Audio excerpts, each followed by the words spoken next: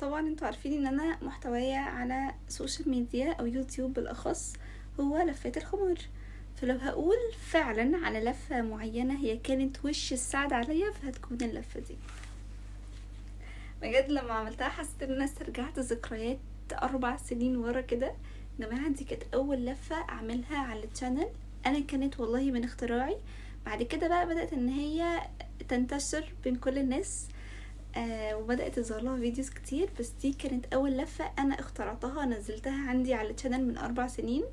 وقتها الفيديو بتاعها وصل 300 ألف مشترك، سوري 300 ألف شخص يعني اتفرج عليها. وقتها كان عدد المشتركين بتوعي تقريبا 300، فاهمين؟ فاللي هو حاسيس كتير قوي كده مع بعض. فتعالوا اقول لكم عملتها ازاي.